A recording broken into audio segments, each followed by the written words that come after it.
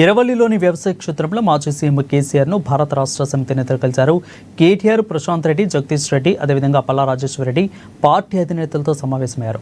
కాళేశ్వరం అంశాన్ని సీబీఐకి అప్పగిస్తామన్న ప్రభుత్వ ప్రకటనపై చర్చిస్తున్నట్లు తెలుస్తోంది. ఇక అలాగే హరీష్ రావు, సంతోష్ రావులపై కవిత చేసిన వ్యాఖ్యలపై కూడా చర్చించినట్లు సమాచారం.